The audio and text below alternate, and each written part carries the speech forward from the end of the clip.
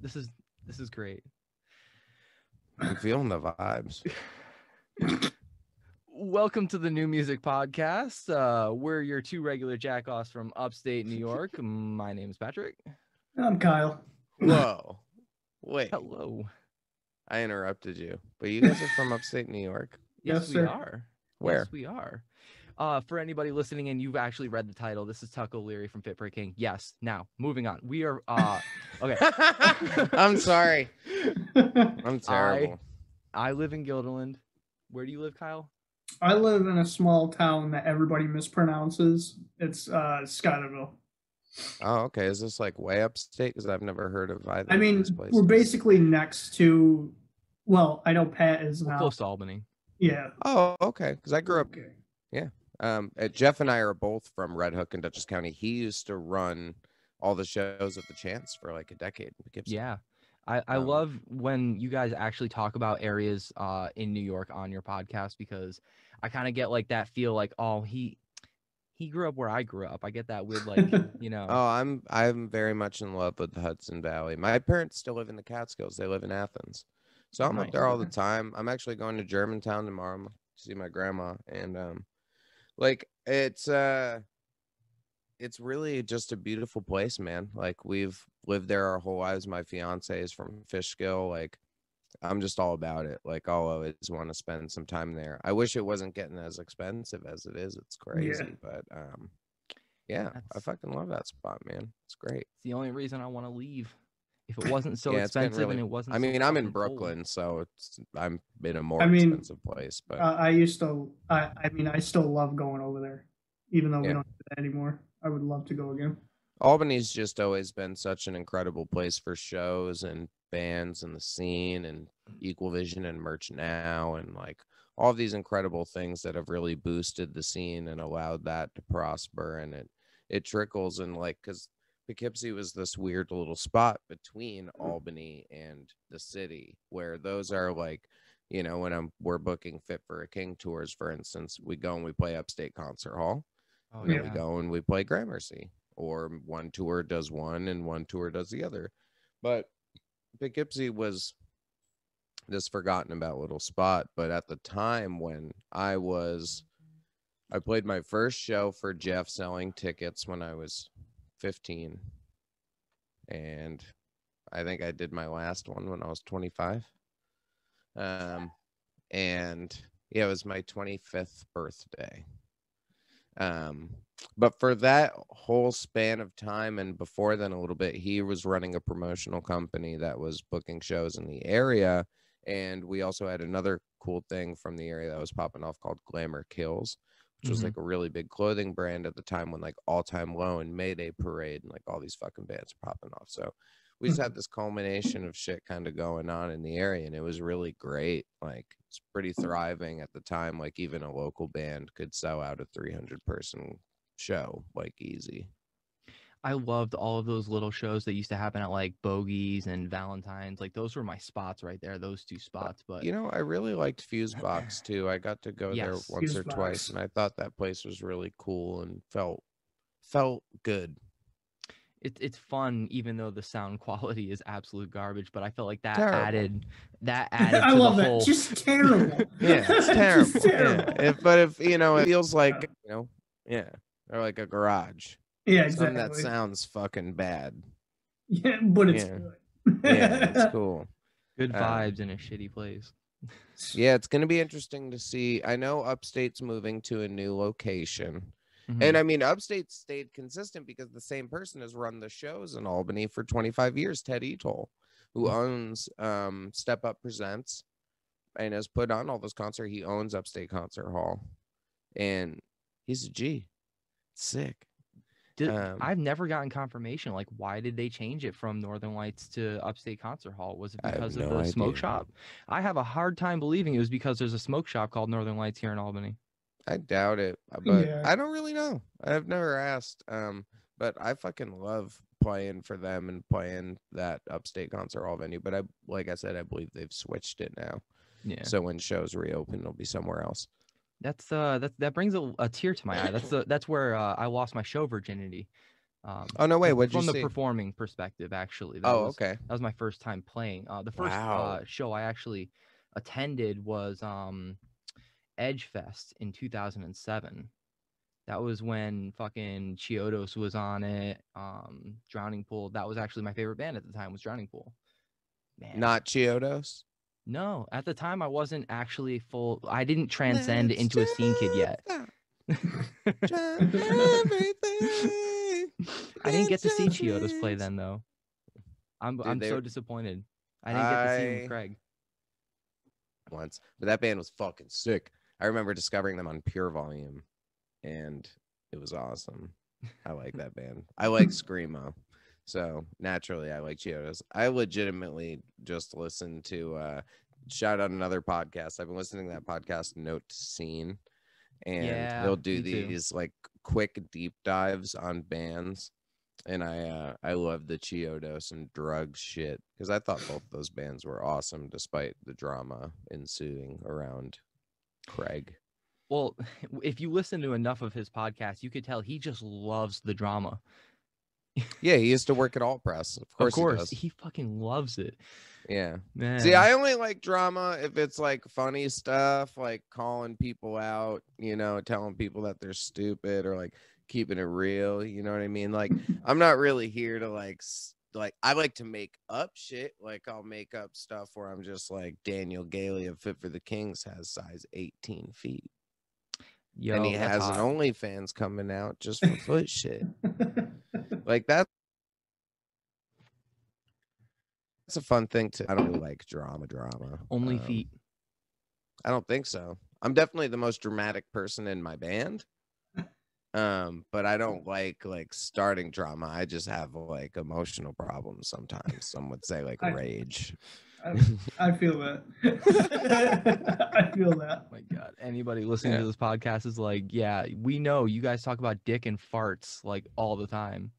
They're two very prevalent things in my life where like I have a dick and I fart a lot. Like a lot.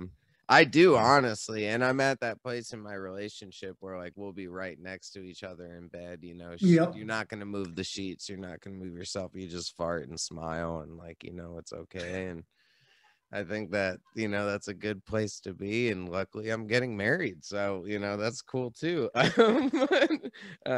Yeah, weird, man. Farts are important. If she can't fart in front of you, it's not real. real. She does. Yeah. And yeah, any woman that and it's a place. It takes a while to get there, but I think you know it's right when you're farting in front of each other. Yeah. That was our yeah. It took my wife about 7 years. It was when she got pregnant with our first kid. That was the first time she ever farted in front of me. Oh, that's cool. Well, then that's gonna take down a lot of walls though, because like there's, you know, you'll probably like, you know, there's gonna be like poop and stuff and like just a bunch of it in your life. And I think everyone just starts to just, you know, tear down these walls. My son was tearing down walls with his shit. Good for him. You know, quality paint thinner. Yeah, pooping is important. You know, I do it often. Same here. I listen to another podcast shout out. I listen to Dr. Drew After Dark, and he makes me very aware of my poops and how often I'm pooping and if it's enough. And I feel like I am a quality pooper. I'm pretty regular. You know what I mean? Yeah. I sit down on the toilet to poop more often than I actually do poop. Is that weird? Well, no, I do the same shit. So this is she fucking laughs in the background. So she didn't know that like when I'm on the toilet for 20 minutes, 90% of that is my phone. Like I already took the shit. I just haven't. But it's, you know, I'm just a procrastinator. I have a bidet like right here that I have to install, but I got it for Christmas. It's Valentine's Day. Well, you should have had it before Valentine's Day. I mean, Yeah, because you wanna clean your butt before Valentine's yeah. Day because of sex. Yeah, And yeah. you know, I should have set that up and gone and given myself a little splash. But Great way to start Valentine's Day with just yeah, that. yeah, gotta have clean butt before Yeah. Valentine's. Yeah. Yep. It's one of the ones that you just put on top, right? Yeah, I've got to like install it and stuff, but it doesn't have the warmers. But I've got it. It was a gift for Christmas, so I'm excited. It'll be pretty cool. Oh my God! So, is now mean, a good time? How do we even segue out of this, guys? we just say gonna fuck try. it. Well, so tell me about the latest Fit for the Kings record. Yeah, there you go. Hi, so FeaturedX.com. Do you want to hire one of the singers that you like? Go ahead. Or a bassist? I'm gonna hire a bassist just cause. Would you be a person who'd hire a bassist? No, you program it. No, Would you hire someone else to program it? No, bro, yo, man, honestly, like, I'm a flex, man. You see all these basses, man? Like, honestly, like, I plug that shit in, bro. Like, I got this Kemper right here, dude. I plug it in, I fucking chug it. It's sick. So, what are the string gauges on them? So here's the thing: is for the drop F tuning, we use a 145 to a 70, and that's only on a 4-string. But anybody else just cream their pants? Oh yeah, let's do some ASMR shit. That'll be fun for this episode. I think everyone, that's what they expect. They were like, "Oh, cool." I mean, I can do it with this mic, but my other mic, I can really do it. Oh God. That's fucking gross. Yeah, I should have hooked up my other mic. We could all do just a really quiet episode. I'm just gonna ruin your show today. That's just what I'm doing. I love how you think you're ruining it, but you're actually making it. Yeah. But back to FeaturedX. Back to FeaturedX. It's a pretty, or as I like to call it, FeaturedX girlfriend. Wow, word.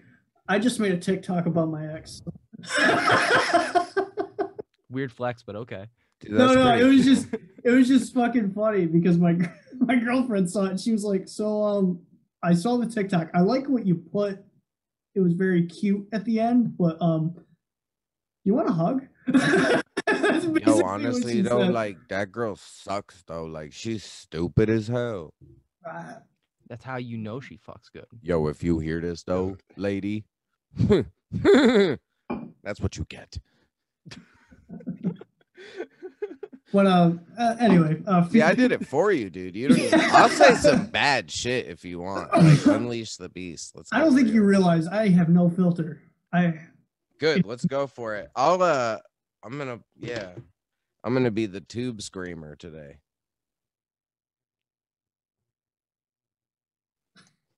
Yeah, I'll turn on the distortion. Let's get crazy. Sorry, guys. You really caught me on an unfiltered evening, to be honest. Fine. This is 15 out of 10 as far as I'm concerned.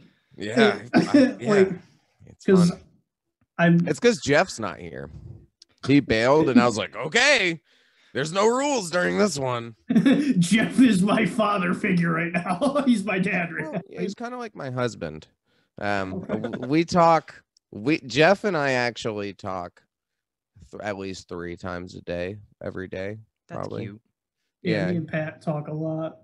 Yeah, he's legit. To turn the jokes off for a second, Jeff is one of my oldest and one of my best friends in the whole planet, and that's why we do FeaturedX together and just things in general. Based off of because also he manages and I assist with the management team, kind of head certain parts of it. We manage Left to Suffer, The Gloom in the Corner, and this band called L'Exquisite Dolaire. I like that. I like that name a lot, actually. They're sick. They sound like My Chemical Romance and Finch, like that kind of old school emo screamo, but like the early MCR. Like they're not trying, bro. This band, let me tell you, when I heard this, I was just like, okay, I have to work for these people. Like I have to know what's going on. I have to see, like, as long as, you know, and it's really cool because Salem from Bloodbather plays bass in it and records the music, and Salem's a pro. So the band's really young, but they've got their head on their shoulders and they're really smart and they're writing incredibly authentic music because they're incredibly authentic people. And as someone who like grew up in the first wave of emo screamo, like literally pulling my sister's pants out of the closet, like old school shit, you know what I mean? And so to see it again and to see it start to happen, because I've been saying for 3 years, like, yo, first bands that come out that really authentically can pull off like the screamo emo thing, whether it be a Drop Dead Gorgeous type band or a My Chemical Romance Armor for Sleep type band, that band will crush. And the world has this been band for just they have been, and this is whole one of those scene. bands that's going to absolutely demolish. I'll send you the song when we're done. I was just gonna say links after this. Yeah.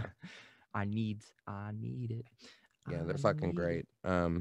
Yeah, they've got you know, the only problem is their name is kind of hard to pronounce and or spell. Just have Jeff work his magic. What, like a 4-hour conversation is what it took to get Left and Suffer to change their band name? You know, it's funny. Yeah, pretty much. Yeah, like since he's not here, we actually can kind of talk about that a little bit. I can say what I know. But when it came to Left to Suffer and building that project, because Jeff had taken a really long time off of managing bands or working with bands, and they hit him up. They wanted to talk, you know, see what's going on. And he hears this band, you know, he gets them, talks to them into, you know, potentially changing the name and switching it up and trying to develop this plan versus just doing something, you know. Everything has a purpose. And he just kind of fell in love again like he did the first time, because when he picked up Sworn In, he was also managing my old band, this band called Visions, and we were doing okay. We ended up, like, the closest thing we ever got, we did a showcase for Roadrunner after talking to them for almost a year, and then they turned us down, and that sucked. But then Jeff started managing this band called Sworn In because they had a song called Let Down out. And as they took off, our singer started tour managing them and taking off, which is actually how I ended up getting into Fit for a King. So it all kind of weaved into each other. But watching Jeff go through that thing where, you know, he had warmed up with other bands like my band and some other local bands, and, you know, he knew what to do, but he didn't have that band yet that had the stuff to take it. Right. And then Sworn In took off, and it was brilliant. And it all just kind of, and even though it, you know, it crashed a bit at the end there, the band did some really incredible things, especially at the time when online merchandise wasn't as popular of a thing. Their band kind of helped to make it a popular thing. And that song Snake Eyes went so viral, fucking Post Malone sang it. Yeah. Like, it was massive.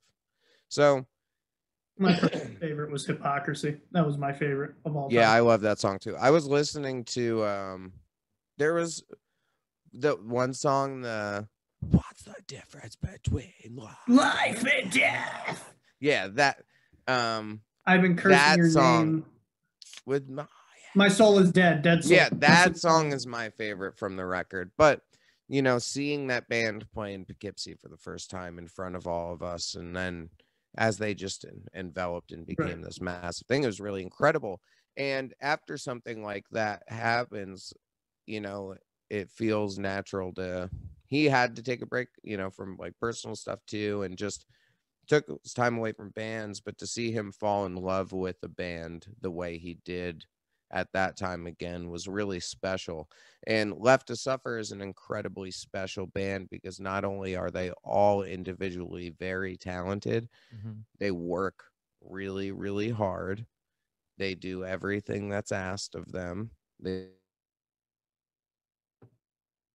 do it with a smile. Sure, it's easier to be happy when you have results, right?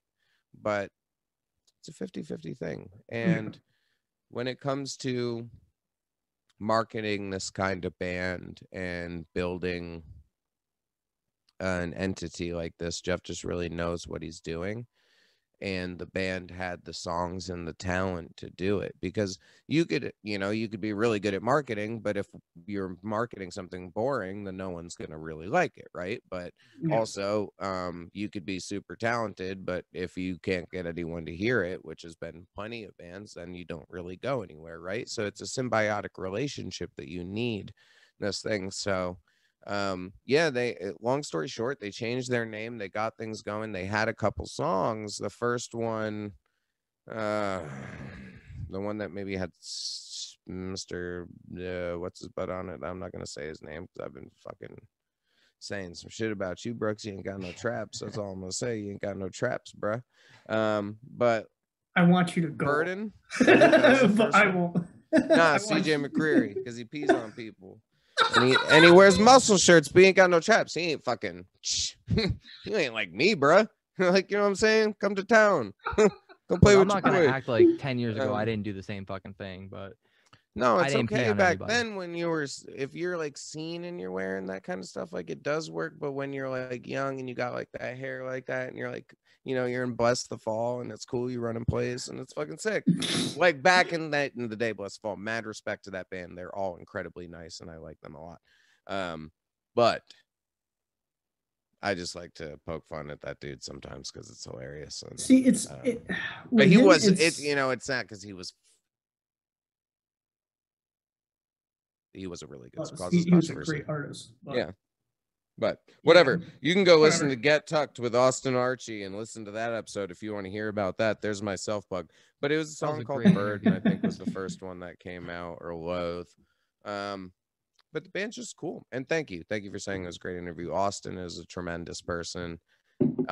First time that I met him, he was incredibly kind to me, and it just felt great. He's just really, really nice to talk to. And I think for everything that he's been through, he's handled it with grace and just done a really, really incredible job. Like, what the fuck? Like, that's a lot of shit to deal with. And he's still the nicest guy out. So yeah.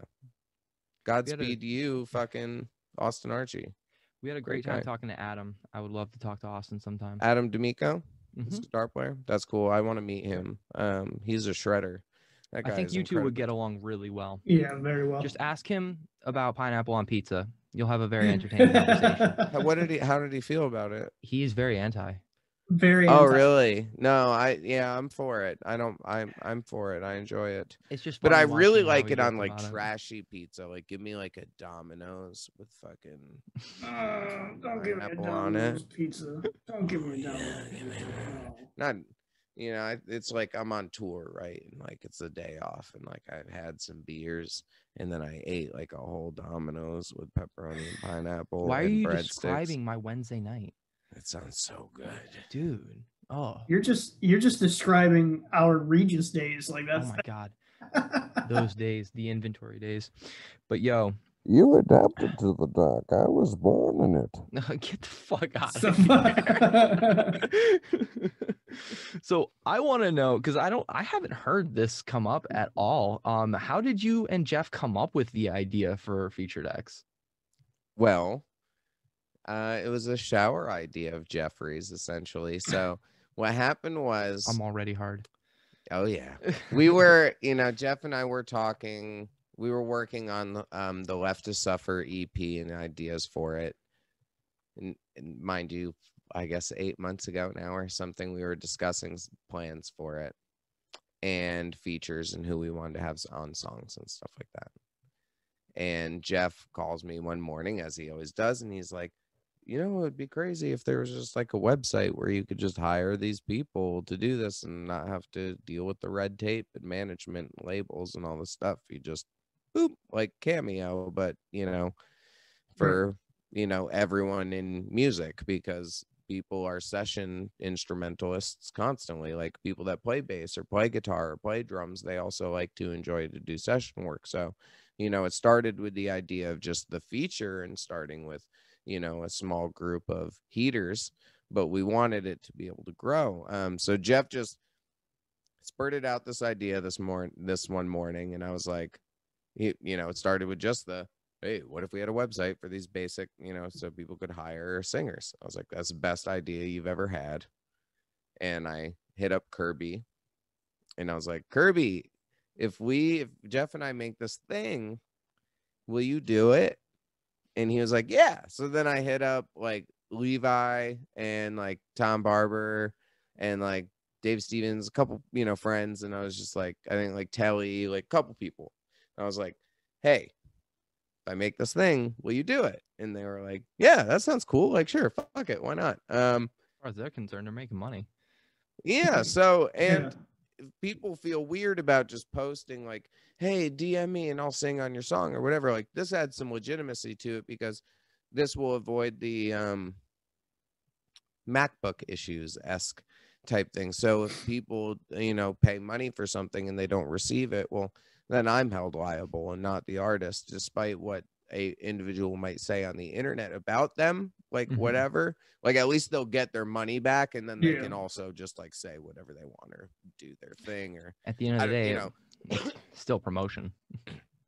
Exactly. So it just seemed like a really fun project to take on at the time, and it kind of spiraled where, first he had the idea, we hit up a couple people, and everyone was down. So we were like, well, fuck, we got to find a way to make this thing. And so we teamed up with somebody, and we had the basic site made and dropped it with like 60 people, and then kept expanding the vocalists, then started adding other instruments. And now we're adding graphic designers, and starting tomorrow, photographers and videographers as well. And then we're going to add a couple more things to it for now. I remember one of the first times I DM'd you, I was like, is this something that you'll be able to do where like you can get podcast guests? Because I was like already like thinking like, how else can you branch out and like add to this idea? Well, that's the thing is, man, there's so much. And we're trying to get basically like as much use as out of it as possible. By the way, you just reminded me of that, so I'm writing that down right now. Yeah. Because that's the thing is, as this thing grows, it's not like we're like, guys with a bunch of money who are like starting a business as shitheads or whatever. We're just like dudes who, my friend had an idea and I knew some guys, so we were starting a thing. And so as people come forward and they bring up these great ideas and stuff like that, it's like, well, yeah, that makes sense. Like, you should just have all of it, because why be shut off to anything? And it's the same where people should be able to, whether they don't want a whole feature, but they just want you to check out their song and share it on the internet. Like, pay me $30 and you can post on Instagram or whatever too. Like, there's a lot of ways that you can grow this kind of thing. And there's so many avenues for an artist to be able to make money independently outside of streaming and outside of touring. And that was the main focus at the time was, dude, there's some people that could sing 2 songs a month or, 1 song a month, and that's some good money in their pocket. That helps at least make sure that, okay, the rent's paid.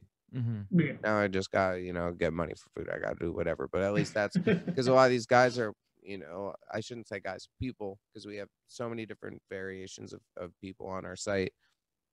A lot of these people are worth a good amount of money, and people can self-record these days. It's pretty easy. So if they can just sing on a couple songs here and there and get by, why wouldn't they? And usually they don't, because of red tape and feeling like they're going to get in trouble, or, well, I have to tell my manager and we have to get contracts signed or whatever, and all this kind of shit. This year broke down a lot of walls, where when I hit up labels or managers and people and approach them about it, they're just like, yeah, go ahead. Go do whatever. Don't abuse it. And they haven't. It's about 44% of features get accepted. And there's some people who decline all of them that come through. They just haven't accepted that one yet. And some people do more often than others. Like, it really varies depending on the individual, but it's been really fun to watch, and it's helped a lot of my friends, and we've got artists from anywhere from South Africa to fucking New York. Like, it's cool. We're having a lot of fun with it. So I just want my friends to get by. Like, that was my main focus was, all right, we've all got something here. We've got a talent. Let's just put it up in a place where, you know, you might just wake up one day and someone's offering you a couple $100. That's great. Honestly, hold up a sign. Will Screamo for money. We'll scream for money.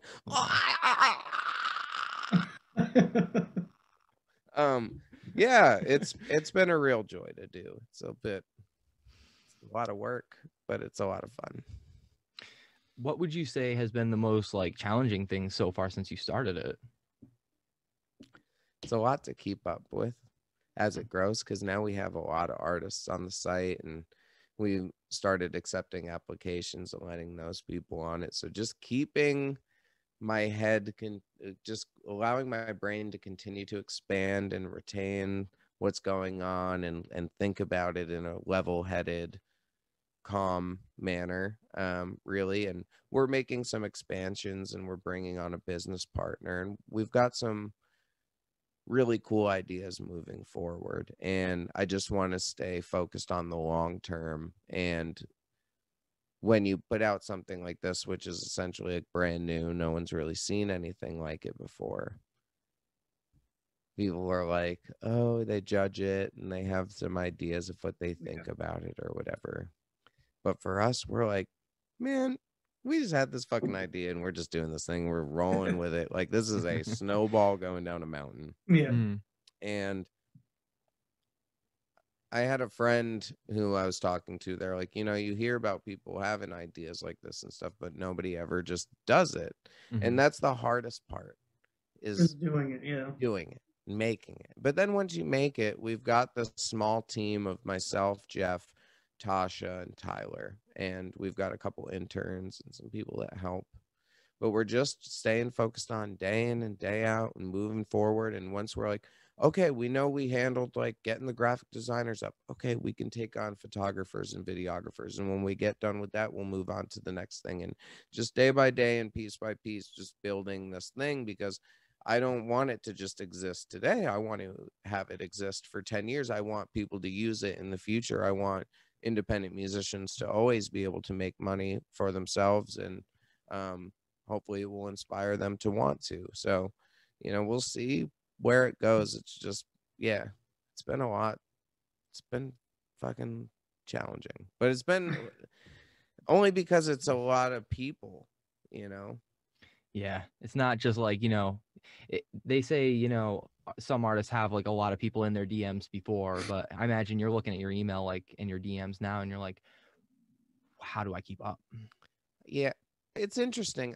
I'm trying my best, because I really do still want to have as many non-related FeaturedX conversations with people as possible, but, you know, ones that like the music and just have something they on their heart that they want to talk about, because that's always, you know, my main focus. It's been really cool knowing that I probably listened to more bands this year than like anybody. Like, there's no fucking way. There's no fucking way that anybody else heard more independent music than me this year. Like, you would have had to spend so many hours, because I spent so many hours just every application. I fucking listen to it. I look at it. I check it out. I'm not like just whatever. That's not Sleeping with Sirens. You know, I'm listening to everything, because that's how you discover a band that you want to work with. Yeah. And I'm a fan first, always will be. And I love music and I love hearing new bands, because what's better than knowing a band before anybody else knows them? Very true. Being able to say that you knew the band before anyone else. Well, I knew that band when they were demoing the song that you heard just now, but it was actually getting worked on 5 years ago. Is in this the NPR? future. Yeah, it should be. Tiny Desk. Let me get an acoustic. We'll play some acoustic screaming. Beautiful. Actually, shit, Restless Streets did that shit in a Hot Topic like ages ago. Yeah, It's the they only did. time I've ever seen that. Shout done. out Logan. Yo, is Logan still doing shit? He's doing solo stuff. He's got like solo music he's been putting out. It's like pop-esque stuff. It's pretty cool. Wow. It's been so long since I've even thought about those guys. Yeah, he's a nice fella. That that was one of those bands that just fuck it, I'll just say it. They got invoked, bruh. They got stuck and they had a lot of albums that they had to put out there, and it's hard to move up in their situation. You know what I mean? They had our scene. You know what? Sugar Free, one of the last songs that they put out, it's one of their best songs. Like, I liked when they screamed a lot and stuff, but they had this time where they started hitting this post-hardcore meets a little bit of Brian on keyboards, fucking model looking ass motherfucker. Yeah. And it was really cool. And I liked it. And that song Sugar Free was, as the kids say, a bop. Yeah. I don't know. I think they say no cap now. No cap? What's that mean? I actually have no like no cap idea. on your pen? Sure. Or not capital no letters? Cap, like no limits. I think that's what that means. But feel free, storm the comment section and tell me how fucking boomer-esque this podcast is. First of all, oh shit, no cap. Oh shit. Oh.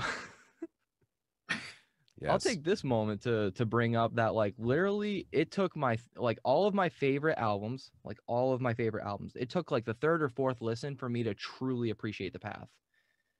Oh, I like totally, the first time I heard it. 100%. I totally get it. And it's funny, Kirby and I had a conversation. Him and Bob kind of have this release that album better, which it's still, to be clear, it's smashed. It sold a lot of fucking records. How do you think it could have been released better? Because we could have released the singles differently and it would have been better. But I mean, for a lot of Fit fans, this is the first time you're hearing a record of us where, one, we're happy. We've never been happy before. And two, we did some things that were deliberately different. Like the song The Path is deliberately different, where when you hear it on record, you're like, this does not sound like Fit for King. Wait till you have that beer and you're hanging that and there's fire. That song, you'll be like, you're my fucking best friend, Kyle. Fuck yeah. And it's going to be awesome, because that's what that song is for, is just being positive and having fun and watching people want to bash each other's heads in, but in a different way than just us, yelling the breakdown.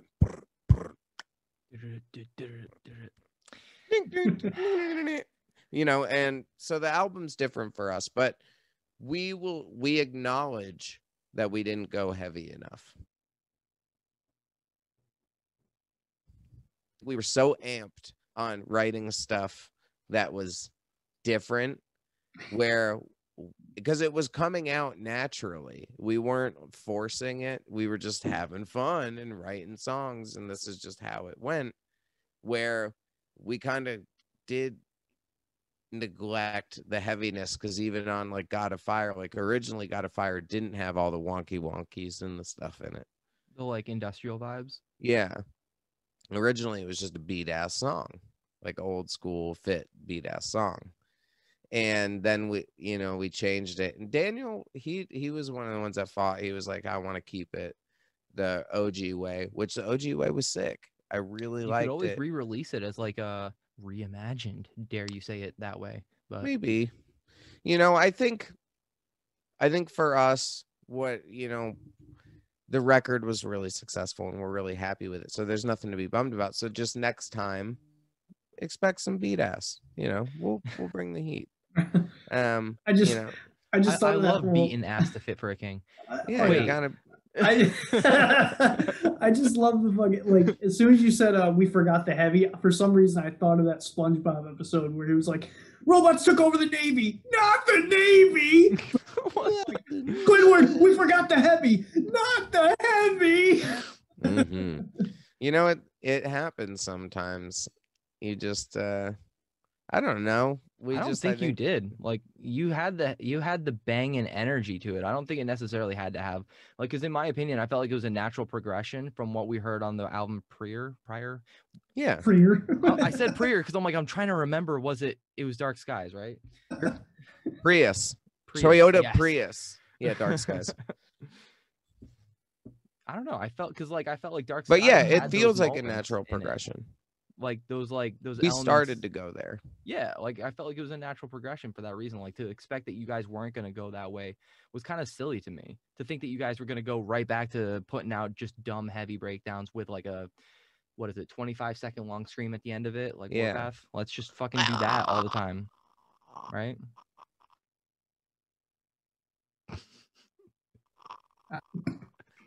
Yeah, I like, for instance, The Face of Hate.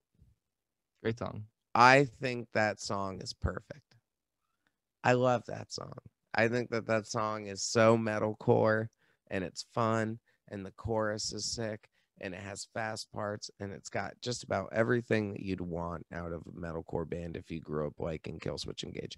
And I and I just really, I feel like we did some stuff on this record to just allow us to be proud of ourselves too, where as someone who, you know, I like to be, I would like to say I try to be authentic, whether I'm with you guys who I just met or on my records. And I had a really hard time with Dark Skies, and because Ryan sang a lot on that record and it was difficult for me. And that's why when you hear me, it's these really depressive moments because I was really depressed.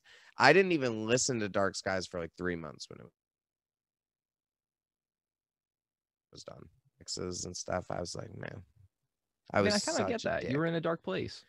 Yeah, I had a really hard time because when it comes to art, I love writing music.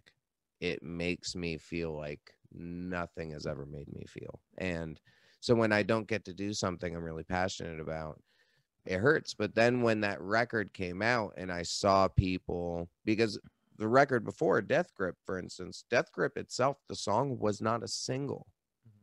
We didn't put a lot of stock in that song, but it just kept getting more popular. And then during this cycle, we pushed When Everything Means Nothing. And that song, in it doing well, made me realize where I was like, man, I'd rather hit one home run than get a bunch of at-bats and fucking bunt. You know what I mean? And that had to get me into a new mindset, and that helped me a lot. So going into this record, I was really excited just to be with my friends and have fun. Thus, you get something more locked in my head where, sure, like the ethos of the song is, it sounds kind of down, but it's about me kind of like getting out of that. And it means nothing when I'm at this record cycle. I used to be locked in my head, and now I'm feeling really positive and good about myself and what I can do. So it was a really interesting record all around, I think, for a Fit for a King fan to digest. But I hope that they found a lot of parts to love about it, because we're super proud of it. We really love this album. I think when people come back and like revisit it like I did, they're gonna find more to like about it, because I'm sure a lot of people listening to it were like, oh, they sold out or whatever, fucking insert generic, gatekeeper comment here type thing. But fact of the matter is, when you do come back, and whether it's heavy or not, you're still gonna be doing better than you were before. Yeah, and even saying doing heavy, and because we're still not going to release new music for a while because we still want to go out and play on this stuff. But just when we do the next record, we'll hit that mark again. I think that a couple people were missing on it. We're all do new things. But we like to listen to what everyone wants. We want to make everyone happy, because if everyone's happy, they continue to like our band, and we get to continue to live our life the way that we like to. So again, very symbiotic relationship. So I give a shit what everyone thinks, and I truly do hear it, and it affects me depending on how they feel. So when they say like, yeah, you guys just didn't get necessarily as heavy in the same way as like a Backbreaker or whatever, I get it, you know, because even at the end of what's that one song? There's a one break, like massive breakdown. It's not Vendetta. Maybe it is Vendetta. Yeah, it's Vendetta. And but it's very short. It doesn't go as big as it could. Where even right there, like listening to it now, I'm like, oh, song shouldn't have ended yet. Like we should have gone like balls out. Like we took him out. We dunked him in ink. We put him on your That's head. a great like thing to do live though. Like especially if it's not something that people are expecting, you like have it on record a certain way, and then live you're just like, okay, we're gonna bring it back, but slower. That would be pretty cool. I think that's a good idea. I'm just saying. I should write that down too. Yeah, I love breakdowns too. See, we're just fucking shooting the shit here today. We're just listen, Tuck. You need any ideas? I need ideas. You got ideas? Just make sure you specifically hit me up when I'm either behind this microphone or taking a shit, because that's where all my good ideas happen. Dude, yeah, I think a lot on the toilet. I like to think on the toilet. All my best lyrics happen on the toilet. That's pretty cool. I've definitely written some songs on the toilet. I think I write my best lyrics while I'm driving. That's terrible. How are you writing lyrics when you're driving? I need to know the cheat code for this one.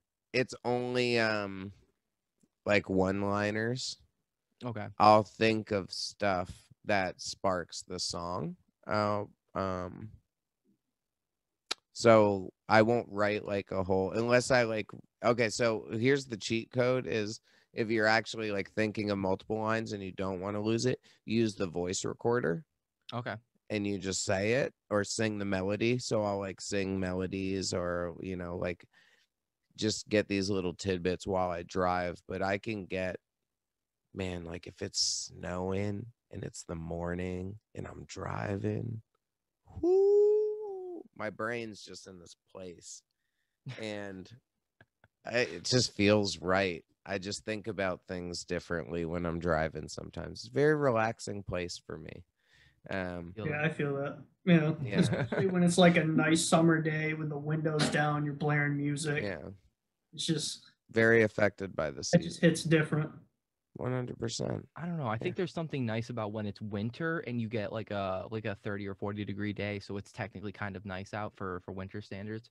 So you actually decide you're gonna roll down the windows and get a little bit sweaty. Dude. Try to scream your fucking heart out. Hope you piss off somebody in traffic. Yeah. Oh, there's something therapeutic about that. Well, and especially when you grow up in a place like upstate New York, because if you don't put on that one record and go drive around in the fall or when the first snowfall is coming down, stuff like that, like, bitch, what you know? You don't know nothing. Like, you need to do that. You need to go do that. I like to test my snow tires. Yeah. My truck has no snow tires, so I'm not going to test it.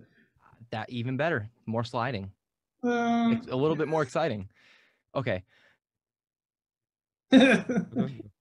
Considering you almost died, I think, I can understand that. Yeah, no. Dying is bad. Dying is bad. Dying is bad, I'm good. I was thinking the exact same shit. Bro, what is going on? I had to like hold myself back from doing it. I was like, don't do it.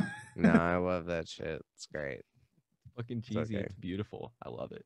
I'll add in my one more other voice that's real fun for everybody real quick, because it really has to do with doing whatever you want.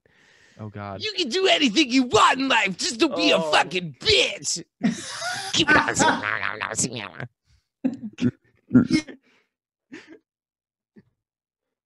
Don't be a bitch. She was like sucking on my dick.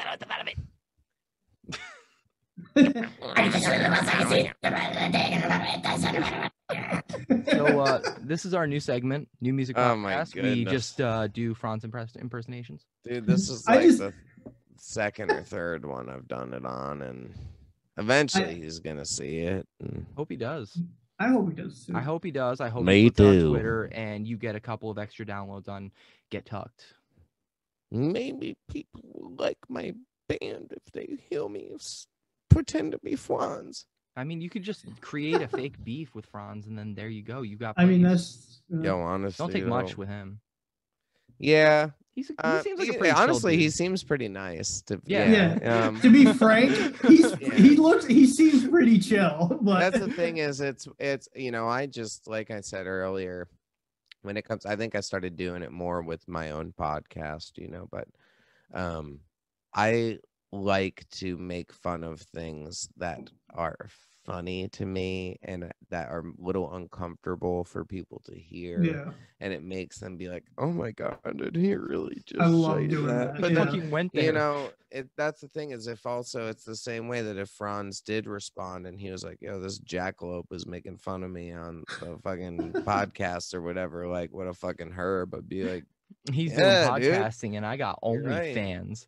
Yeah. I mean, I've seen a couple videos from his OnlyFans because a friend of ours bought it and then was sending it around, and like, it's cool. Like, he looks like he's got a nice piece on him. You know what I'm saying? Like, shit. He's got the nice lightning bolt on it. Yo, why isn't more people talking about that tattoo, man? That's what I want. Oh, I haven't actually seen his ding dong. I saw it underneath a towel, and he was like lifting it. Like he was. Did he tattoo his penis? Yeah, he did. He's got a lightning bolt. He's got a lightning. Oh no! Penis. It's like from the base, like he got like an inch long like lightning bolt from the base going. I commend that because any tattoo on your dick is impressive. It's impressive, but I was gonna say it's unnecessary, but is it unnecessary? Because it's pretty badass. Yeah. I mean, for some reason, don't. Am I too soft to tattoo my dick? 100%. Oh yeah. No. Yeah, like I'm not even trying to play like where I'm like, yeah, I'm in here, fucking muscle shirt, like I'm fucking hard. No, I'm not gonna tattoo my dick. I don't really want to like tattoo my ribs because like that sounds like it hurts too. God, and like honestly, with being like ripped up, you know what I'm saying? Like that's just hard, you know what I'm saying? But I might do it eventually because it will look cool. But I just don't. Don't do it. Yeah, I'm not gonna do it. I probably won't. I probably won't either. But I'm definitely not gonna tattoo my penis. Did you see his new tattoo? Can I tell you one more thing before it leaves my brain real quick? You want to know this really fun tattoo that I am gonna get though? What? Okay. I'm gonna get a tattoo around my butthole that says "push to start."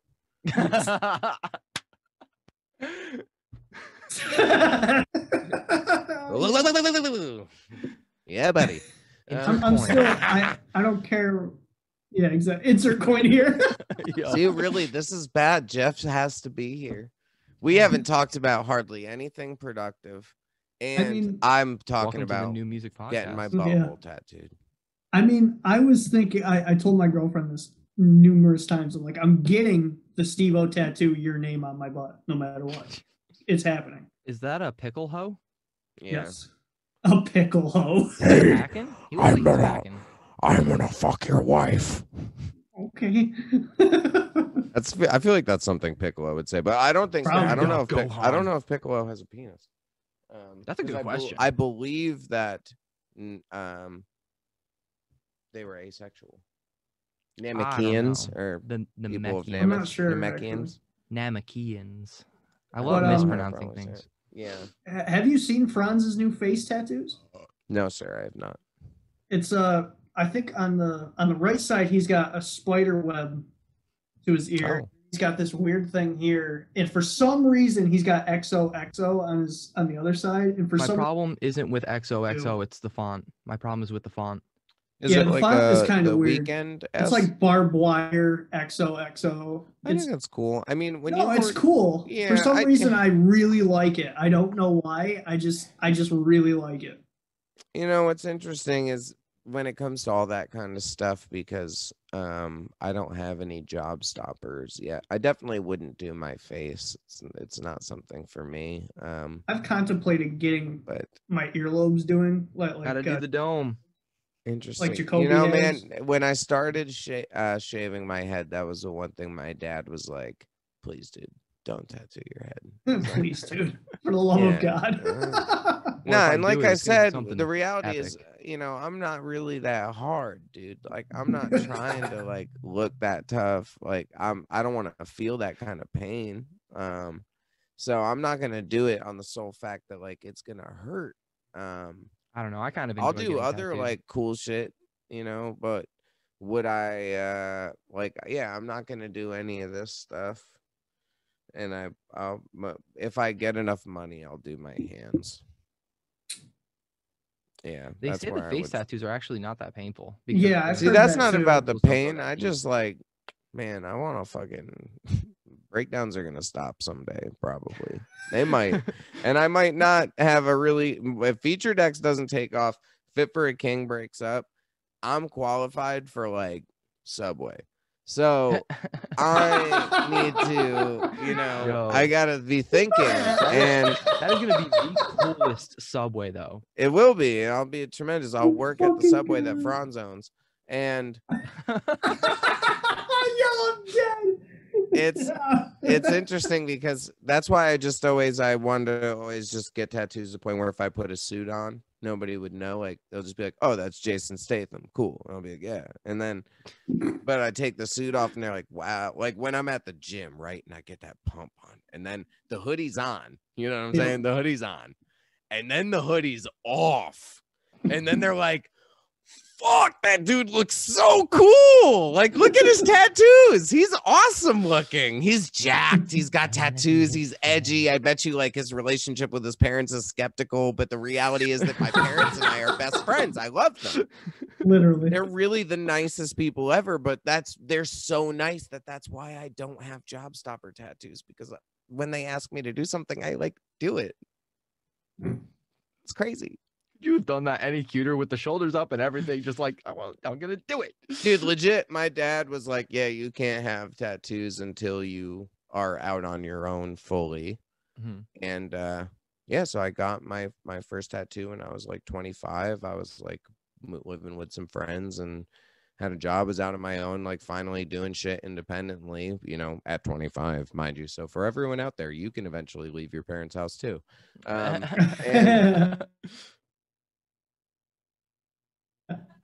for my birthday, I went and I got my first tattoo because it's a respect thing. They've been my parents are the fucking shit. They're really, really cool. They're really nice to me. They have great taste in music. They've backed my music 1000% since day one. Like, let me have all my bands practice at the house, like make noise whenever. Crazy, just the coolest shit. So I just try to do. I like respect, and I know I seem when I do these shows or when I'm on my show, like I said, my humor is humor. I don't mean any disrespect. I think that that's an important thing because that's why you want to do something like FeaturedX or play music, because being on a tour, you have to have respect for a lot of people, everyone that's with you, with your crew, all the other bands, all that kind of shit. So it's a lot of fun, but it's always interesting being around new characters constantly, so don't want to get in trouble.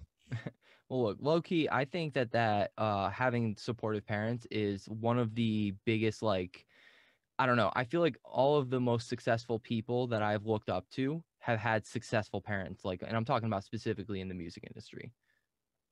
Thank you. It's interesting. I think that there's a lot of people have so much pouring out of them because of difficult childhoods that they're harder to manage, where I'm not, even though I'm I am the most emotional member of Fit for a King. I'm not necessarily that difficult to manage, right? So I didn't really have any trauma. And when you see those people that did face trauma, I understand to some extent, or I can see why it would be so hard, where they just never were scheduled. They never had, every day you come home from school and your mom gets you off the bus and you fucking sit and you do your homework and then you eat a snack and then you play two-hand touch with your friends and you're inside by 7:30, and all that kind of shit. You know what I mean? So These days don't get that, what you just described. yeah, they don't get do any of that anymore. And I'm super blessed, man, where like my mom got me off the bus every day and she liked me. She was nice to me, and my dad likes me and he was nice to me. Like my dad, my parents in general, I can't think of one time that they hit me except for this one time when I shot my mom in the eye with a Nerf gun when she said not to. Because it was funny. It was stupid. It was Christmas. Story. Yeah, it was Christmas, and all the kids, young kids, they got Nerf guns, right? And then I was like, Timmy, that's not how you do it. This is how you do it. And I took it and I pointed it at something. My mom was like, you're gonna shoot somebody's eye out. And I was like, yeah. This is literally a Christmas story. And I shot her in the eye, and then she just. My mom's got a black belt, so she can punch like a fucker. And she came and she hit me. But it was cool because I also have a black belt. So I was like, yeah, and I kicked my mom's ass. I was like, what you want, bitch? No, that did not happen. I only called my mom a bitch once in my life, and my dad threatened to eat me. And then I'm surprised that's not the time that you got punched. You know what? My dad is really jacked. So he would have killed me. So he didn't hit me at all as a kid. I love it's it. I will miraculous. fucking eat you. Yeah, I mean, he was my dad, you know, even now, like, you know, he benches like 300 pounds. Like, he's like a fucking strong guy. So when I was in high school, which is when this happened, I believe I was a junior. That's when people get the. It's because my mom made fun of me because I pole vaulted really poorly that day, and then my dad was like, I'm gonna fucking beat your ass, and then I was like, please don't. And then he didn't, and now I'm here. Long story short, my parents love me. I have that relationship where with my with my mom's side mostly like, oh, you're a bitch, but they'll come right back at you and say something like, yeah, and you got a tiny dick. What? Yeah, basically. Yeah. You got a tiny dick. Fuck you. Okay. I swear I would die if an older woman said that to me. You know, I it's interesting. It was nice that you said that stuff, and I think it is very true that there are a lot of successful artists who have really incredible parents and people that back them. But I think that that's also why I really love the tortured artist, because I would love to help to provide some form of solace to them and some regularity and help them to learn. You don't want every Lane Staley to end up the way that they did, or every Kurt, you know, and all these people. And sadly, when someone is so brilliant, sometimes it's very hard for them to coexist. And I am certainly not that person. Like, I think I'm very good at working with individuals and like adjusting or putting together a team and having a strategy. And I've tried to work with people like that in the past that are very tumultuous and difficult, and it's awful. As much as you want them to succeed, they're terrible to deal with. Like those crazy drama queen ones that just, you never know when they're gonna drop the hat and quit and whatever, but then it's like, well, no, I just wanted you to want me back, and it's just like a really sick relationship. We've all had that one, you know, relationship in our lives. Yeah, and it sucks when they're really good at screamo, but because you know, at the other end, you're like, man, I could see how successful this could be, but fuck, you're awful. So just fuck, you're terrible. Yeah, you're just terrible. So you're just terrible to work with. Yeah. Oh, fuck. Fuck, you're a pain in the ass. So I think having that perspective or working with some people like that allows you maybe the chance to try to be less difficult yourself, which is just my ultimate goal, is get as much done as I can, do as many things as I can while I'm here and while people care about what we're doing. I'm going to deliver as much as humanly possible, and I'm going to try to do it with a smile on and be nice to people and hope that I build some good relationships.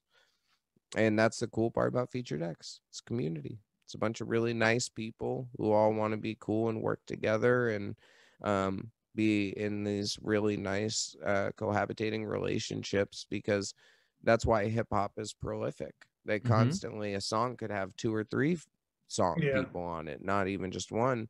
And they're constantly doing that. Every song has features, unless you're J. Cole and you're the best. And it's really interesting to see rock is slowly getting into that and slowly doing it, but I think they're starting to realize that it's incredibly prevalent and needs to be used more. And hopefully they will continue to adapt, and so far it's working. As much as the as much as the rappers are shitty, they're still featured. Like, You know, yeah, it's interesting. I mean, you know, I only like specific sects of rap where it wasn't something I was super into when I was younger, where I only really liked the really New York shit like Nas or right. Wu-Tang and stuff like that. Mhm. And that's why I reference like J. Cole, because when he doesn't really ever have features on his songs, but also I just really like him. But yeah, hip hop is very interesting these days because it is. I listen to interviews with some of these people and they're just trying to make as many songs as possible so that way one song takes off. And honestly, it's kind of brilliant because it's really important to build a catalog. A catalog is worth something, especially if you can generate Social proof people in a lot of coming ways. back to your to your stuff. So why release every 18 months to 2.5 years or whatever? Why? You don't have to. So you can put out records more often if you wanted to. You could do it. You could put out a song a month, every month for the rest of your life if you wanted to. You could do 5 songs. You could do whatever you want. And that's the ability these days. So we just want to see more people working together, singing on each other's stuff, because one primary example I use is Fit for a King and We Came as Romans did a collaboration where Ryan sang a We Car song and Dave sang a Fit song. And when you look at the comments, there's comments that say, who's Ryan Kirby? Who's Dave Stevens? So if there are people who are fans of We Came as Romans, but they don't know who Fit for a King is, and there's people that are fans of Fit for a King, but they don't know who We Came as Romans is, First of all, that's a shocker. problem. It's a shocker, and Yeah. it's a problem. You have to fix that problem. They need to know every band. And if they don't know my band, that's a problem for me. So, I want to solve that. I want more people to do more collaborations in order for their bands to continue to expand and become more popular, because there will always be, another We Came as Romans fan that could be a Fit for a King fan. There will always be another Beartooth fan that could be a Fit for a King fan. There will always be another Crystal Lake fan that could be a Fit for a King fan, because I guarantee you there's a fuck ton of people in Japan that don't know what Fit for a King is. Well, they're about to learn today. Yeah, exactly. So it's one of those things that we just want to see people continue to utilize it to the best of their ability, and just be focused on the grand scheme. The world is so big, and you can reach everyone if you attempt. So put them ads out there, man. Yeah. Hi, go to FeaturedX. Hi. Hi, go to FeaturedX.com and order a feature with your favorite fucking singer, you stupid fuck. Why don't you do it now? Do it. Do it. Do it. Do it. Do it. Do it. I hope you know I'm clipping that. Do you want to watch me do it? Clip? Low key, yes. I'm clipped. You guys? TikTok, here we come.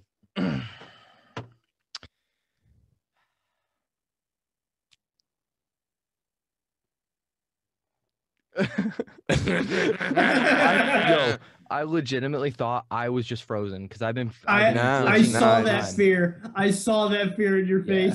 Like, oh no! Oh shit! Have we run out of shit to talk about? Impossible. Fucking impossible. I was in a band called I was in a band called Imposters in high school. Hippopotamus, rhinoceros. That's Imposters. That's preposterous. What did I have for breakfast? I didn't have a damn thing. I had a protein shake and I had a piece of toast with peanut butter on it. I'm already jealous. I don't eat breakfast. That's all I don't. I just chug energy drinks and expect them to work. Well, I guess I don't eat breakfast at a normal time. My day is, I wake up, I take my fiance to work, I go to the gym, I pick things up, I put them down, I drink a protein shake, I leave the gym, I come here, I'm at this desk, I work here for like a while until I'm like starving, and then I eat something, generally around like 3 or 4, and then I go to the grocery store, get stuff for dinner, go get my hoe, come back, cook dinner, and yeah, I looked at her. She's looking at me. It's nice. It's nice the way we look at each other. Yeah, and then we eat dinner, and that's it. That's my day. I bet you're binging at least something. Oh, I eat it. Yeah, at night. It's cereal, candy, Oreos, You cookies. strike me as a peanut butter guy. I do like peanut butter a lot, but at night I just go straight to chocolate. Like I need it. That. Like I'll go, and that's the other problem about living in like Brooklyn, because there's a store right outside my door. Yep. Kyle has that problem. There's a Stewart's right across the street. I have a Stewart's and a Cumbies and a pizza shop. Wow, Stewart's, I would fuck that place up regularly with all that ice cream. They and know me and and my shit. girlfriend by heart. That's awesome. Yeah, I would get shakes. And constantly. Cumbies, they know me too. So it's like. Yeah, honestly, I'm not gonna lie. I'm pretty hungry right now. I'm getting there. I had a keep hoping this beer will help make it go See, away. sometimes Are you the drinking beer a Jenny? helps. Are you drinking a Jenny? I am drinking a Jenny. Wow. I No, am. that's some drinking- fucking Germantown shit right there. I'm drinking I love it. a What's that? harpoon. A harpoon. Oh, that's I don't nice. know what that is. Yeah, you but got I'll try You it. got a nice beer. Yeah, the I've been- Jennies, man. That's what my mom's side of the family all drinks. I will never drink a Guinness ever again. A Guinness. I'm just.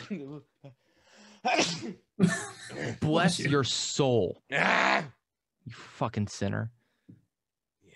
Yeah, and you like watching me sneeze? You can pay $2 a month and watch me sneeze on OnlyFans. Oh, that's hot. Yeah, It's probably a thing too. It's probably a thing. it is. I mean, at this point, what isn't a thing? It's true. I've been definitely drinking more IPAs lately, like crazy. I've been trying like different beers. Like literally, I've almost tried every beer at Stewart's. That's sick. Yeah, I don't really drink very much. If I do, I drink like ciders and seltzers and shit, because she's gluten free, but like the real kind. The She real gets kind. sick. I like how The you real actually put that in there. kind. Yeah. The actual not, real. it's not gluten-free. just for fun. We don't do it as a that, but it's actually pretty beneficial to eat a ton of pasta or bread or whatever, even though I'm gonna eat a sandwich after this, like a big Italian club. It's gonna be great. Yeah. Well, before we let you go and eat your sub or sandwich, or I'm also gonna have soup because that makes it healthy. Oh, I had a Chicken soup too. sandwich. It was nice. Oh, Soup is soup good was for so you. good. It warms your butt. I'm not a big soup guy, but soup was fantastic. Soup and poop rhyme. Spoop. Spoop. When you eat a lot of soup and then you poop, it's spoop. This is great. Diarrhea.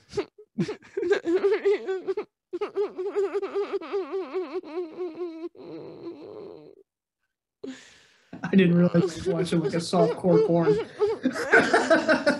Pooped my pants. Oh my god. This is Jeff is never not coming with me, man. Because once he sees this, he's gonna be like, "What the fuck did you do, guy?" I was like, "I don't even know. I forgot." He's just gonna find out tomorrow because this shit's going viral. I hate to It tell you. is. I fucking hate to tell you. And See, I've been. Hey, you tell me about viral? How about this fake ass coronavirus? I ain't even God. fucking seen it. Tell me what? 11 months? I ain't sick. I ain't got no vaccine because I ain't gotten sick. So what? Where's? It's all fake news. I don't know anybody that's died from COVID. My sister had a friend that died, or like a friend of a friend that died. But my grandma got it and she was actually all right. But then another family member got it. They did have to go to the hospital because they weren't breathing good. But they're alive. I think some truly people think Kyle get had it. sick. Kyle is I the probably have coronavirus. had it. Kyle is I'm the pretty sure coronavirus. I am. I probably am. You have no idea. God damn it. I always said I'm not gonna die by a cheap beer. I won't. Kyle came over here from New Jersey and brought the coronavirus. Literally. That's where it actually started, was in New Jersey. The coronavirus. It came out of Snooki's butthole. Truth is stranger. Rated R starts Friday. She's from our area too. Did you know that? Yes, I did. I believe that. Yeah, she's Same from with Marlboro. same with Larry the Cable Guy, actually. Really? I didn't know that. That I didn't know. He actually grew up in Greenwich, which Get is the fuck out. down the road. Yeah, I swear to God. He sounds southern though. Yeah, well. Well, if you've been upstate New York, Yeah. and you kind of understand, we are pretty southern. Yeah, when I drive to my parents' house, I see some suspect shit. Not at their house, but you know, people. My parents and are great. low key I'm at not their trying to house, put but them- we're not saying nothing. Look, I ain't gonna name names, but I do have a grandpa uncle. Oh, that's cool as If shit. you want to talk about southern shit, I mean, Is that like a porno thing? no, that's for real. Like, Grandpa Oh, uncle? fuck. yeah, So he's your he, grandpa and he's your Kinda, yeah. Well, he's like a step grandpa. He had a kid with Does he have a my great stepdaughter? aunt, and then he got together with my grandma. That's cool. Oh, step bro. So from great aunt to grandma. I don't know. Does, He's not technically That's cool. my, grandpa uncle, but my uncle Rich is so torn. He has shit, I name dropped him. Fuck, I'm gonna have to throw censorship over that. oh, that's Fuck, pretty dude. cool. Yeah. Oh, but do you not he's, talk about your family openly on the air and then tell I everyone do. all their secrets? I not secrets, but I do talk about some sexy stuff on this show. Yeah, you should see. That's the thing. Like, what I like to do is, man, I'm gonna talk some shit about my family right now. I'll tell you what. I mean, Right, I no, do I got talk about nothing. my dead father. What? So. Oh, that's pretty cool. That's edgy. Well, the worst part is like we did an interview Oh my with God. Andrew Patterson, which I love that man to death. He's amazing, and he died probably like 2 months Before that interview, yeah. Yeah, before that interview. Oh no. And he's just Yeah. making dead dad jokes like And I'm just like the and wazoo.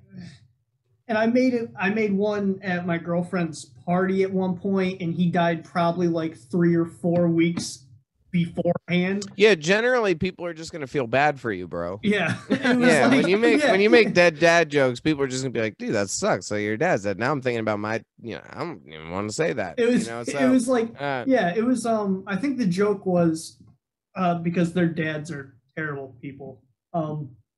She was like, "Oh, well right now whatever." He's like, "Oh, well he did this and this." And I was like, "Yeah, I don't have to worry about it. My dad's dead." And my girlfriend like looked at me. She was like, "Kyle, what the fuck?"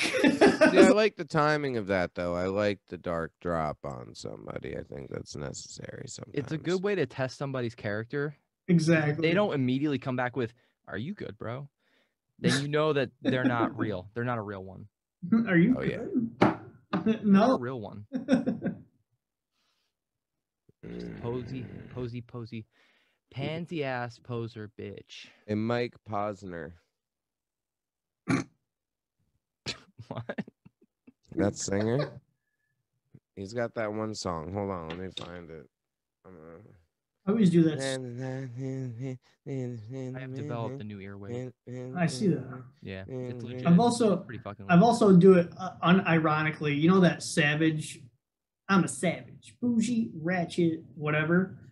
I usually Sure. get it completely different from TikTok.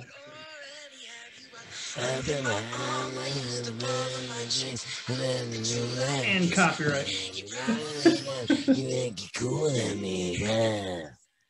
I hate to Yeah, tell copyright. you, You'll get in trouble for that. that was our mid-roll mosh. I hope you guys got enough out of that.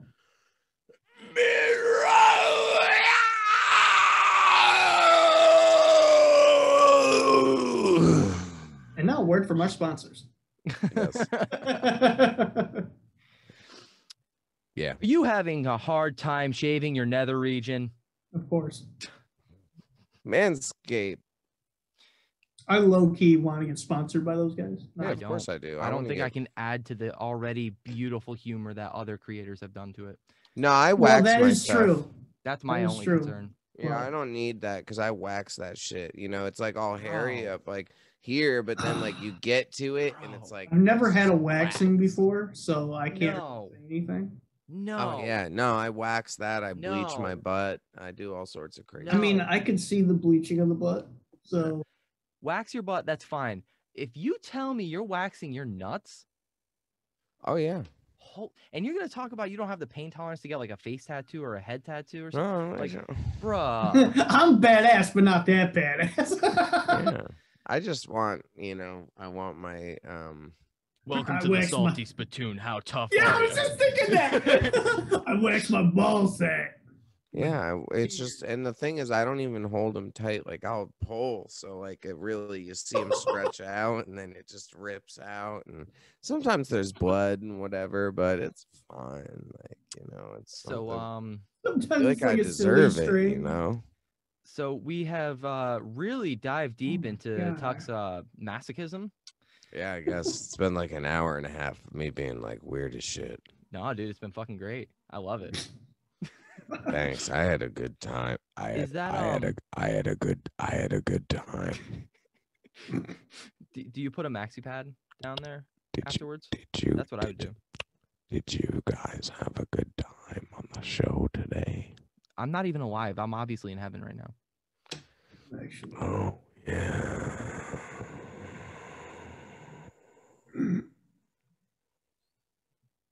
Sweet. Yeah.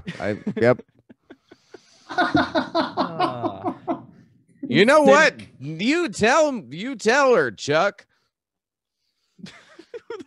It's dropped off at the 35-yard line. I tell you what, they just entered the red zone, Bill, but it looks like they're going to get a safety. That kicker really's got the stuff. What kind of stuff? It kicks.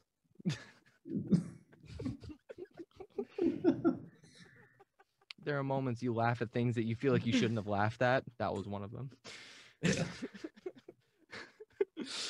Oh Yeah. man, Tuck, I wanted to ask you about the live stream show that you guys did a while back. I wish I had gotten a chance to check it out. First of all, how did you guys make it happen? So we went to the Masquerade in Atlanta and did all of the filming for that while simultaneously doing shots for some of the other music videos that we did. Mm-hmm. But the way that it worked essentially was we played the set through in full 3 times while like doing full performance. And then we played the set in full, just me, Daniel, and Bob, just playing the parts together. And just Daniel actually mixed the entire thing, which I think the songs from Death Grip sound sick. It's interesting hearing them through his mix and stuff. He did a really, really great job. But it was just a mixture of getting like the quality takes, putting them together and a bunch of different angles, because I think we had like 4 cameras going, and brought in all those LED screens and that kind of shit. And it was an absolute blast. It was a pain in the butt to do. It was a very long day, but it was very fun. But they're just kind of expensive to pull off, man, to be honest, where like you know, obviously you make some good money doing it, which is great, but it's a lot of effort that goes into it. Like, it was a lot. So it's not the easiest thing to just do on a whim, like some of us would want to. And that's why you only see a band do a special event of 3 records in a row, or like Under Oath or the Starting Line, or like the Wonder Years, the one that they did, stuff like that, where we're going to set up for an event, we're going to do this 1 or 2 days or whatever, where I think maybe if we did it now or did it again, maybe we would do it a little differently, where we could get a little more juice from the squeeze. You know what I mean? Right. But it was fun as fuck though. there were some, like the ones that I've heard about, and I honestly I haven't paid for a single fucking one of them. I'm gonna be completely honest. It's just not my bread and butter. There's not, I don't think I could really get into it, but I do think that it is the future. I do think that in the future you're gonna see a lot of bands that, like, once touring comes back, I think you're gonna see a lot of bands doing both. We're gonna make it kind of like a special thing where you kind of can check out the live performance. Like, let's just say, you know, we're in Austin, Texas, but you live in upstate New York and you want to come, you know, check it out. You can do so. Just check out that Twitch stream or whatever. I think that. Yeah, I think it'll happen more. Especially like especially nowadays. Yeah, absolutely. I think touring's gonna go ham for a minute, you know. As much as there are people, and that's the thing, is as much as there are people that are posting on Twitter like, if shows come back in September, that's fucking stupid. You're outnumbered at this point, and you're also probably have about the same knowledge when it comes to the health standards of the United States as I do, which I failed 2 sciences in high school and had to retake the Regencies. So I'm just saying I'm not a specialist here. I think that touring is going to be really big. I think people are going to find cool ways to do the live events still, if and when they want to. I definitely think it's going to be a part of the future. And at least now, if this was to happen again, we experienced it. We got through it this time, and hopefully we could get through it again. If this goes on for another year or two, a lot of bands aren't going to exist. That's for sure. You know, I unfortunately think it's going to be a lot longer than we think, unfortunately. But well, what the fuck do you know, Kyle? I don't know. Okay, I'm just putting in my 2 cents. Okay, I just know that there's a lot of stuff that's being announced for September. We have a lot of people feeling confident about it, and it's really all up to the vaccines. I don't know if it, I think as long as a certain amount of people within the United States are vaccinated, then you won't have the, like, oh, you have to show your vaccination to Ticketmaster and all this kind of shit. So at least, you know, behind the scenes, as we're all discussing what's the best way to actually make this feasible and possible. I don't know, man. Flaming Lips did a good job.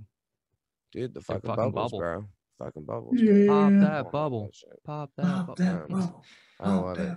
So we'll see what happens, man. I mean, you know, it's just getting hard. I mean, 11 months without work is difficult. And by the time that we go back to work, it will be, you know, another 6-7 months from now. And that's if we are able to come back in September.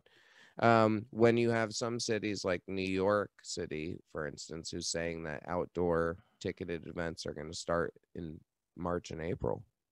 Yikes. It's yikes, but it's also not yikes. Yeah. Like, it's just, if people in the world want music to stay a thing, want entertainment to stay a thing, eventually it's going to have to happen. And if you don't want to go, don't go. And if you're scared, be scared. Don't fucking come. That's fine. You have that choice. But you also don't necessarily have the choice to take away my career for the rest of my life, because, like, your grandma's going to get sick if you go to my show and you get it and then you give it to your grandma. Well, then fuck you. Don't come. Don't go see your grandma either. I don't care, though, at this point. I'll be honest. Watch the live stream. So the live streams were really fun and people will do it, but I think we're all just itching like crazy. And it's just difficult when it is your whole livelihood. It's not just fun and games. It's like, oh no, like, you know, constant thought of like, all right, how much longer I got before I'm dead broke and whatever. There are a lot of like smaller bands that are still putting on shows, and like, I'm so conflicted about that. My feeling on it is this. I don't think it's a good idea, because say if we knew about it, my feeling is if the rest of us can't do it, you shouldn't do it. It's very true. And if I, for instance, if there was a band that I liked and they were doing shows right now, I might feel differently about them, because I want them to understand how much this has affected my life and to respect it if they respect what we do. But there's always, you know, some people that have to test the waters, right? And have to be the traps and the fucking smash mouths and go out and play stuff when no one else is supposed to play. And mind you, in other genres of music, there are some places that never really stopped doing shows. There's a, you know, our little scene is very, very woke, but in other genres, there have been concerts going on. And you also don't see people react the same. Okay, so if you see a video where it's Ja Rule playing at a private party and Tory Lanez is singing the lyrics with him, and all these people are around each other without masks on, if I look through the comments don't look like when the scene stuff happens. So yeah, exactly. It's primarily the wokeness of our scene that perpetuates people having that type of commentary about the pandemic, where there are so many groups of people. And that's why the numbers are still the way they are, is because the reality is most people don't give a shit. You guys are the few and far between. You know, where I live is the few and far between. Everybody wears a mask. Everybody does their thing because we're in New York City, because everybody shamed us when it first happened. But a lot of places don't give a fuck. And months ago, when we filmed that live stream, it was in Atlanta. And because of everything that was going on, I was like, well, I can't fly. I got to drive. So I drove from New York City to Atlanta. And as you drive down the coast, it was just like this. Yeah. They just didn't give a fuck. And it is what it is. I've noticed, especially where I live, yeah, that I've noticed that a lot of people are not wearing either. Yeah. It's like... My point is, I guess, to sum it all up, if no one's going to care, we're a year into this and numbers are still bad. We don't have a fix except for letting us have the vaccine.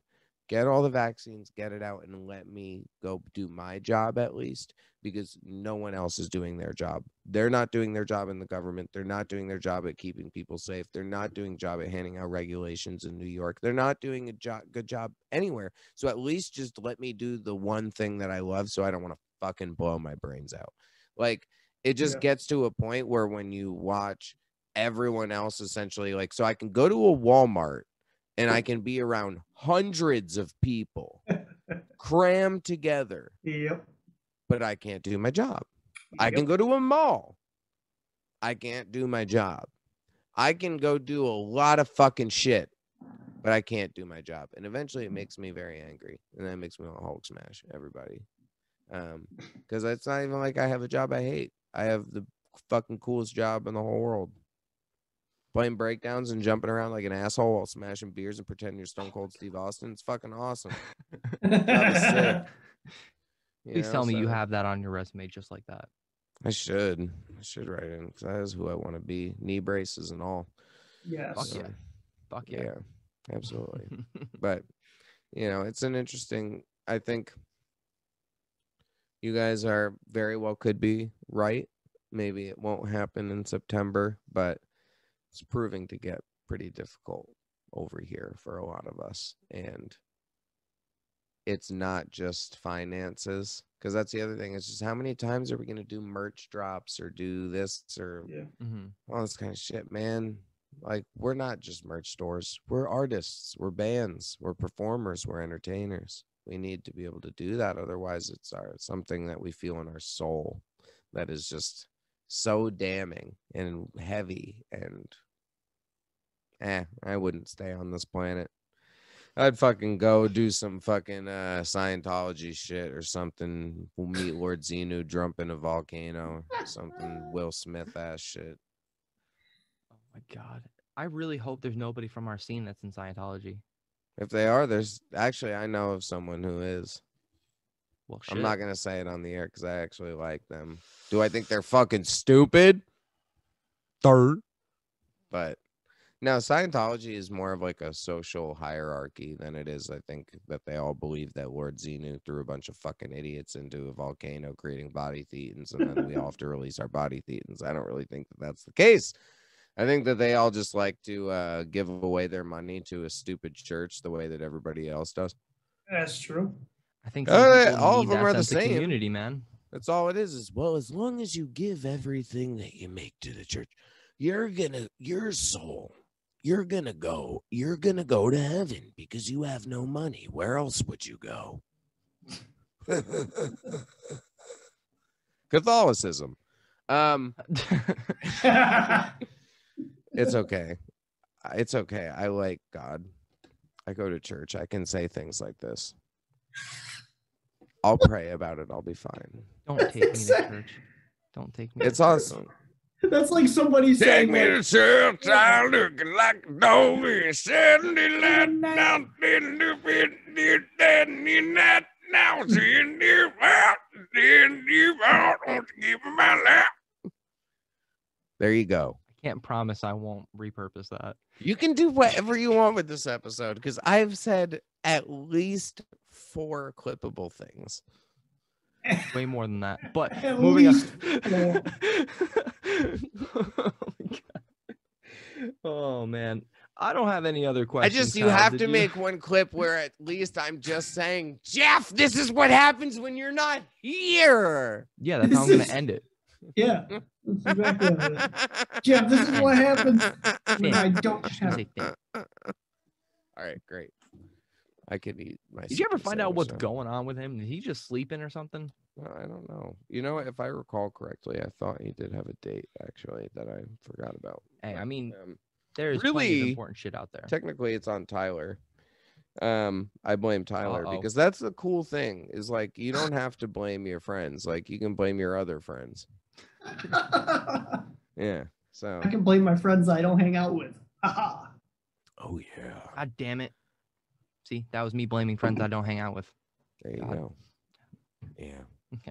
God, period, damn it, by Brian Griffin. Fuck. Damn it. Yeah. All right, boys. It was It's a been real. pleasure. It's been very fun. I absolutely. Just let me know when it's going up and if you need anything from me. You got it, man. You got it. And with that said, get fucked. Get fucked with your ex-girlfriend. Yeah. She's featured. She's a featured ex-girlfriend on Pornhub. Get fucked.